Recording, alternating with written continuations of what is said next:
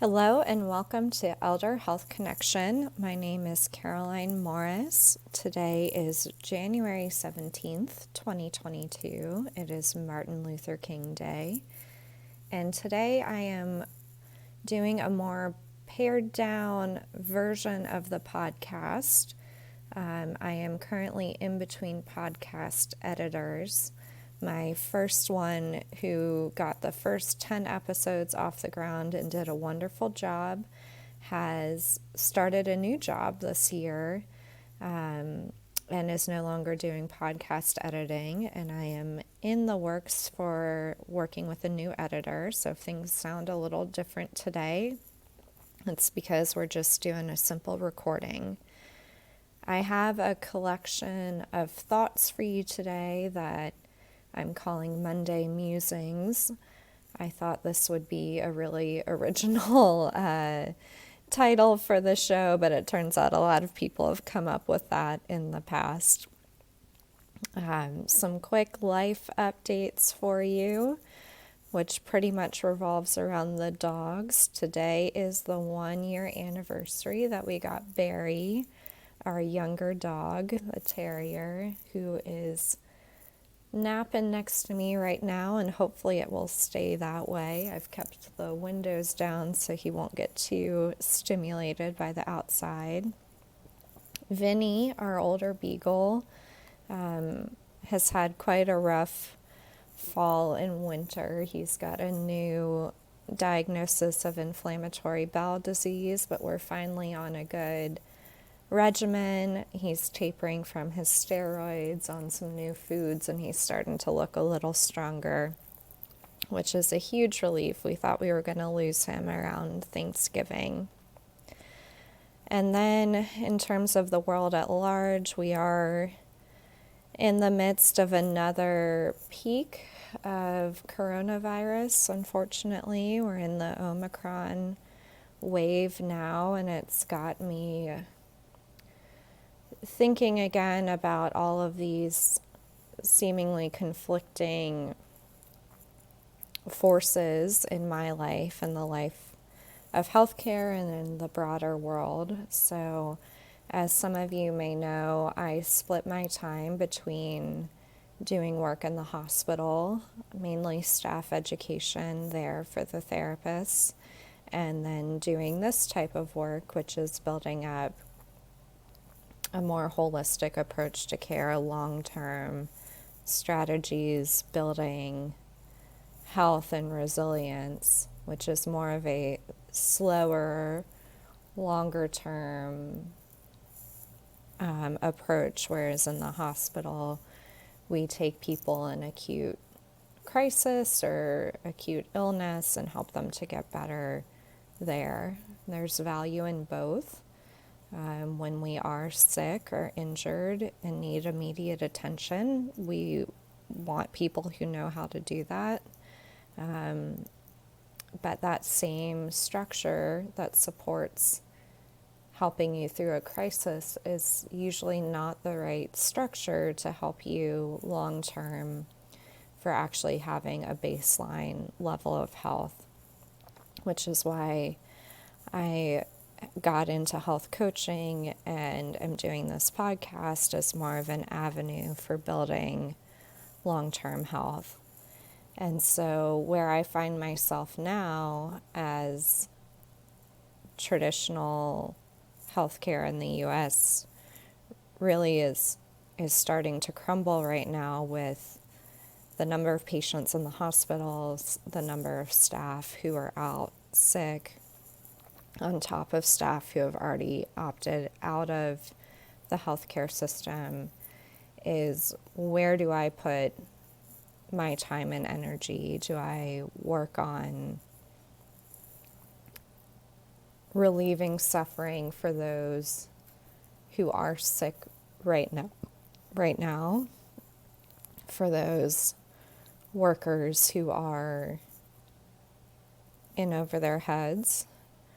Or do I continue the work of building up the health of the population to hopefully minimize some of these crises in the future And I don't have a great answer for it. I think it'll be a little bit of both that I end up doing. But it's been on my mind, and I think it's something you all can ask yourselves too, is what is the best use of my time and energy? Does it need to be very short-term focused? Is there something immediately in front of me that needs to be addressed? And if in addressing that, am I neglecting my longer term goals and aspirations and purpose and mission? They're not easy questions to answer, but I think they're worth considering, especially at this time. I did want to sprinkle in some quotations from Martin Luther King. Some of them I think that I found are his, not as widely known, but felt kind of relevant for the moment we're in now. First one is, we must accept finite disappointment, but never lose infinite hope. We must accept finite disappointment, but never lose infinite hope. And so you can think of some times in your life, maybe right now, maybe other times, where you're in a moment of disappointment, and think about how you can return to hope. And again, that can help guide your actions of where you put your time and energy. Another one that felt relevant to this moment in healthcare and in the news cycle and things we may be hearing: science investigates, religion interprets. Science gives man knowledge, which is power. Religion gives man wisdom, which is control. Science deals mainly with facts. Religion deals mainly with values. The two are not rivals. So I think a lot of what is going on right now with conflicting recommendations, goals, actions, has to do with people coming mainly from the facts of science or their values from their religion or other spiritual practices. And I think the more we can realize that they support each other and are not at odds with each other, the more peace we can have with what's ahead of us. So I'll read it again. Science investigates, religion interprets. Science gives man knowledge, which is power. Religion gives man wisdom, which is control. Science deals mainly with facts. Religion deals mainly with values. The two are not rivals. So I would challenge you to think about the facts that you have gathered or observed, and then think also about your values as you're making decisions. So one thing that I've struggled with, especially around holiday seasons, is the facts of a transmissible virus and the values of connection, joy, togetherness. And both are very important for life, and neglecting one from the other gives us an unbalanced perspective. So think again as you're making your decisions about the facts available to you and your values. And hopefully that will give you a little bit more peace as you make decisions and a little bit more understanding for other people's decisions.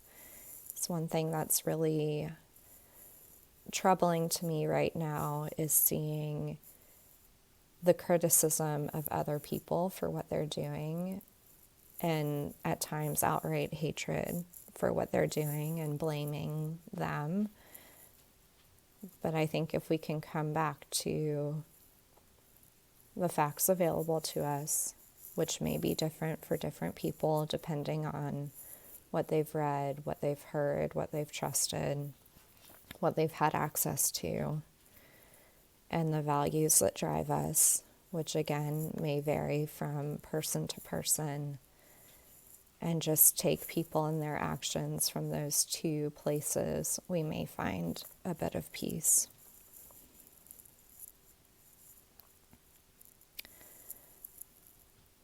The one I'll close with is, as my sufferings mounted, I soon realized that there were two ways in which I could respond to my situation: either to react with bitterness or seek to transform the suffering into a creative force. I decided to follow the latter course. So for many of us, we're in a moment of suffering right now. I think our broader society and globe is in a moment of suffering. And I invite you to think about the way in which you respond. Not to minimize that they're suffering, it's there. But you can choose whether to be bitter about it or to transform it into something creative. So again, thinking back to your values, the facts in front of you, hope. How can you transform this moment into something creative for your life?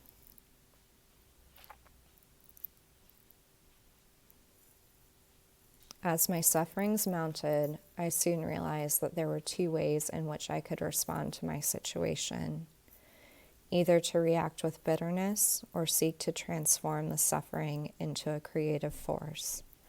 I decided to follow the latter course. So think about your course, your creativity, your hope. I wish you a very happy Martin Luther King Day.